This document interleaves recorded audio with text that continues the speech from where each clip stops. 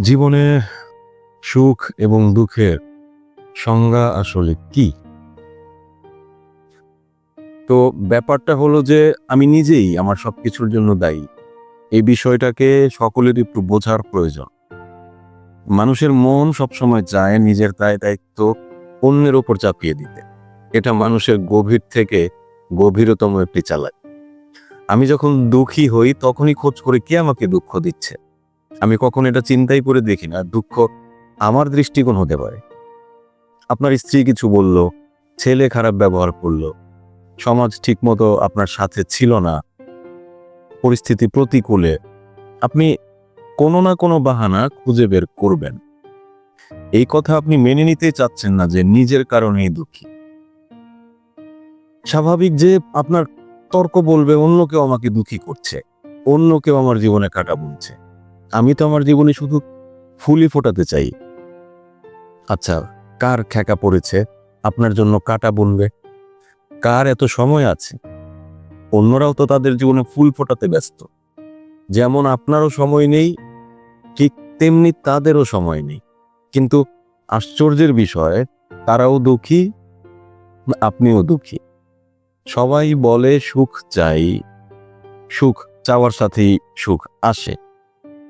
আপনি যাকে সুখ বলছেন সেটা দুঃখের অপর নাম। যেমন ধরুন, এক ব্যক্তি সম্মান চায়, সম্মান তো সুখ। কিন্তু যে সম্মান চায় সে অপমানের কি করবে?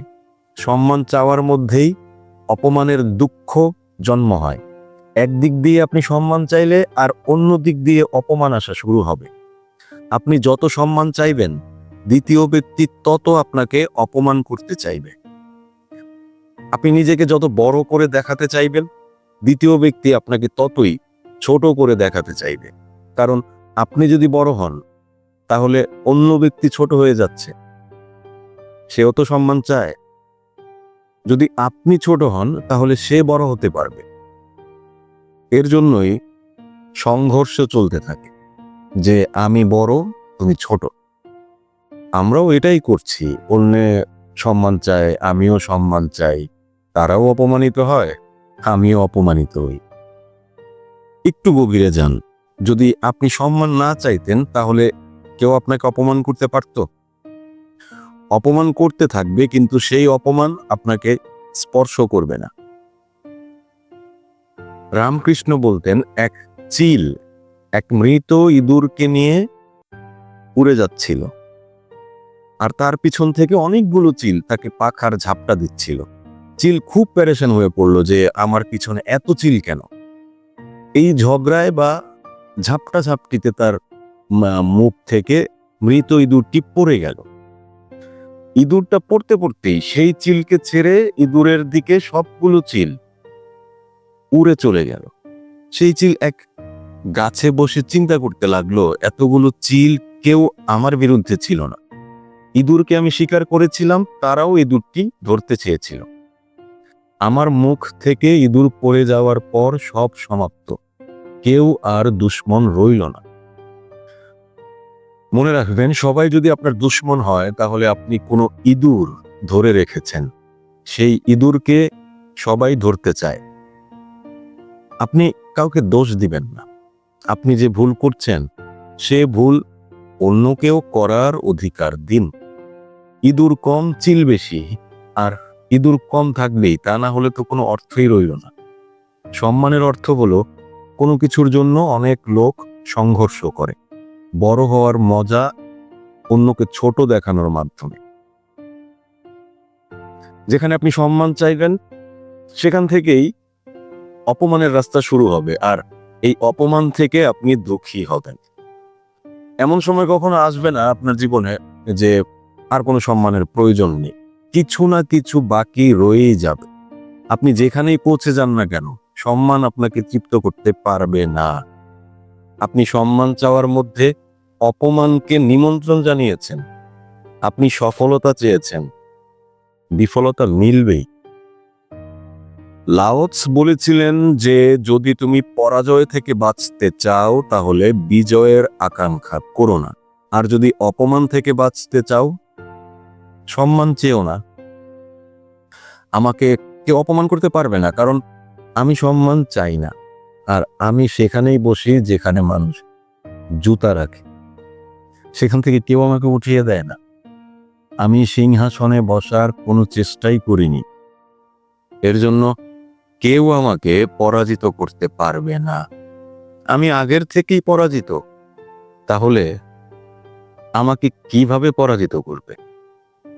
আমি তো বিজয়ের সূচনাই করিনি। আপনি কি খেয়াল করে দেখেছেন মানুষের যে সুখের চর্চা করে নাকি দুঃখের চর্চা করে? মানুষের কথা শুনুন, শুধু দুঃখের ইতিহাস, সুখের ইতিহাসের কথা বলেই না। কারণ আপনি যদি কারো কাছে সুখের চর্চা করেন তাহলে উল্টো হিংসার জন্ম হবে।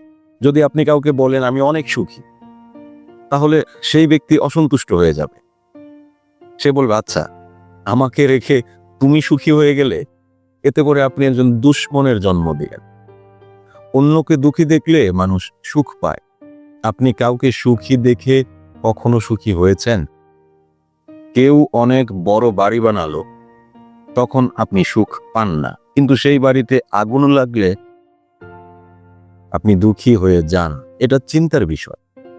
আপনি অন্যজনের বাড়ি দেখে সুখী হন না, তাহলে সেই বাড়িতে আগুন লাগলে কেন দুঃখী হন?